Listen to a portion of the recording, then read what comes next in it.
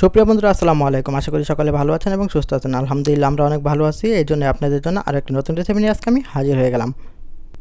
আমি সবসময় চেষ্টা করি আপনাদের নতুন কিছু দেখানোর জন্য, নতুন নতুন রেসিপিগুলো আপনাদের মাঝে উপস্থাপন করার জন্য। আর সেই সুবাদেই কিন্তু আরও একটি সময় উপযোগী একটি রেসিপি আজকে নিয়ে আসলাম।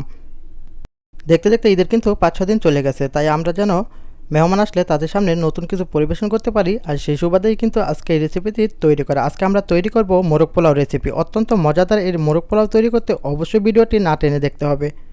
তো চলুন কথা না বাড়িয়ে এখন এই রেসিপিটি শুরু করা যাক। আর তাছাড়া রেসিপিটি ভালো লাগলে অবশ্যই লাইক কমেন্ট শেয়ার করতে কিন্তু মোটেও ভুলবেন না। তো চলুন রেসিপিটি শুরু করা যাক।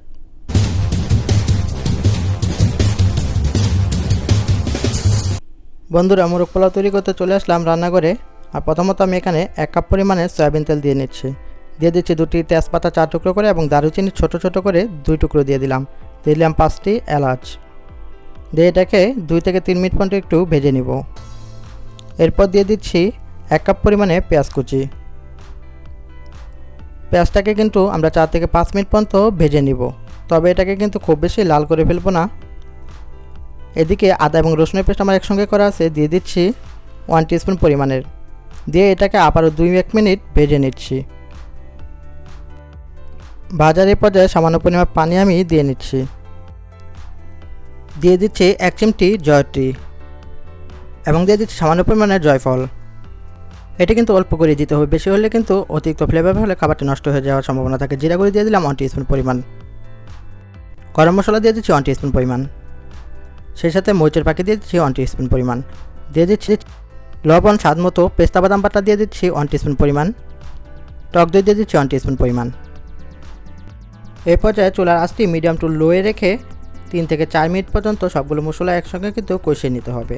এই পর্যায়ে আগের থেকেই আমার ধুয়ে পরিষ্কার করে রাখা পাকিস্তানি মুরগি, যেটি আমি রোস্ট সাইজ করে রেখেছি, রোস্টের যে সাইজ হয় ঠিক এরকম সাইজ করে রেখেছি। যে কোনো মুরগি আপনি ব্যবহার করতে পারেন, তবে পারফেক্ট কিন্তু পাকিস্তানি মুরগি। যেহেতু আমরা আজকে তৈরি করব মোরগ পোলাও রেসিপি, আর আমি 10 মিনিটের জন্য এটা কিন্তু ঢাকনা দিয়ে দেখলাম। 10 মিনিট পর দিয়ে দিচ্ছি 1 টিস্পুন পরিমাণ টমেটো সস। এই পর্যায়ে দিয়ে দিচ্ছি সামান্য একটু পেঁয়াজ বেরেস্তা। দিয়ে এটাকে একসঙ্গে আবার ভালোভাবে মিশিয়ে নিব। খুব ভালোভাবে আমি এটিকে নাড়াচাড়া করে আরও কিন্তু 10 মিনিটের জন্য এটিকে ঢাকনা দিয়ে ঢেকে দিচ্ছি। 10 মিনিট পর বন্ধুরা দেখতে পাচ্ছেন এটিতে কিন্তু অনেকটা পানি উপরে উঠে গেছে, কিন্তু আমার মাংস এখনও সেদ্ধ হয়নি। আর এই জন্য কিন্তু আমি 1/4 কাপ পরিমাণের পানি ইউজ করব। তো এখানে পানিটি দিয়ে কিন্তু আমি আরও 10 মিনিট এটাকে ঢাকনা দিয়ে ঢেকে রাখবো।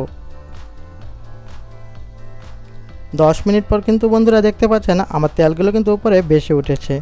এই পর্যায়ে আমি দিয়ে দিলাম সামান্য পরিমাণে লবণ স্বাদ মতো। তো দিয়ে আবার খুব ভালোভাবে এগুলোকে মিশিয়ে নিচ্ছি। এ পর্যায়ে আরও 5 মিনিট আমি রাখবো। 5 মিনিট পর কিন্তু দেখতে পাচ্ছেন একেবারে পুরোপুরি কিন্তু তেলগুলো উপরে ভেসে উঠেছে এবং আমার মাংসগুলো কিন্তু সেদ্ধ হয়ে গেছে। এই পর্যায়ে আমি উপর থেকে মাংসগুলোকে উঠিয়ে রাখবো। মাংসের সবগুলো পিসকে কিন্তু আমি এখানে উঠিয়ে রাখছি। সবগুলো উঠানোর পর যে বাকি মশলাটা থাকবে সেটা কিন্তু আমরা বন্ধুরা নষ্ট করব না বা ফেলে দেবো না, এটা কিন্তু কাজে লাগবে। আগে থেকেই ধুয়ে রাখা আমার 4 কাপ পরিমাণের পোলাও চাল পরিষ্কার করে ধুয়ে নিয়েছি, আর সেটি আমি ঝরিয়ে রেখেছিলাম 10 মিনিট একটি চাল নিতে। আর সেইগুলো কিন্তু এখন দিয়ে দিলাম সেই অতিরিক্ত তেলের মধ্যে, আর এটাকে আমি 10 মিনিট পর্যন্ত ভেজে নিব। এই পর্যায়ে চুলার আঁচ কিন্তু লোয়ে রাখতে হবে, আর যদি মিডিয়ামে রাখেন সেহেতু কিন্তু 4 থেকে 5 মিনিট পর্যন্ত করলেই যথেষ্ট। তো ভাজার পর আমি দিয়ে দিচ্ছি 8 কাপ পরিমাণের ফুটন্ত গরম পানি। বন্ধুরা, একটা জিনিস নোটিস করবেন, সেটা হচ্ছে 1 কাপ চালের জন্য 2 কাপ পরিমাণে পানি কিন্তু দিতে হবে। হেরফের হলে কিন্তু এটি খুব বেশি নরম হয়ে যাওয়ার সম্ভাবনা থাকে। দিয়ে দিচ্ছি সামান্য পরিমাণে লবণ। দিয়ে এটাকে একসঙ্গে ভালোভাবে মিশিয়ে নিব। দিয়ে দিচ্ছি এলাচ দারচিনি 2টি করে এবং লবঙ্গ এবং এলাচ দিয়েছি 4টি করে। দিয়ে দিচ্ছি 1 কাপ পরিমাণের দুধ এবং সেই সাথে 5টি কাঁচামরিচ। দিয়ে দিচ্ছি 1 টিস্পুন পরিমাণে ঘি। দিয়ে সবগুলোকে একসাথে মিশিয়ে নিব। আর তাছাড়া কিন্তু দুধটা কিন্তু বন্ধুরা আমি আগে থেকেই জাল করে রেখেছিলাম। এই পর্যায়ে আমি 10 মিনিটের জন্য ঢাকনা দিয়ে ঢেকে দিচ্ছি। 10 মিনিট পর কিন্তু এটি অনেকটাই হয়ে গেছে। যেহেতু আমি গরম পানি ইউজ করেছি, তো এটি কিন্তু আধা সেদ্ধ থেকে একটু বেশি হয়ে গেছে। বলা যায় কিন্তু 80% চালটা আমার সিদ্ধ হয়ে গেছে। এই পর্যায়ে উপর থেকে আমি কিছু পোলাও উঠিয়ে রাখবো। প্রায় অর্ধেকটা পোলাও কিন্তু আমি অন্য একটি ডিশে উঠিয়ে রাখছি। এ পর্যায়ে বাকিগুলো সমান করে দিচ্ছি। এখন আমার আগে থেকে ভেজে রাখা যে রোস্টগুলো সেগুলো কিন্তু আমি দিয়ে দিচ্ছি। সবগুলোই কিন্তু আমি এখানে দিয়ে দিব এবং বাকি যে ঝোলটা থাকবে সেটাও আমি চারপাশ দিয়ে দিচ্ছি। এখন আমি উঠিয়ে রাখা পোলাওগুলো কিন্তু উপর দিয়ে সুন্দরভাবে বিছিয়ে দিব। তো এই পর্যায়ে আমি পোলাওগুলোকে উপর দিয়ে চারপাশে ছড়িয়ে দিব। বন্ধুরা এই পর্যায়ে কিন্তু মিডিয়াম টু লো আঁচে কিন্তু কাজটি আপনাকে করতে হবে।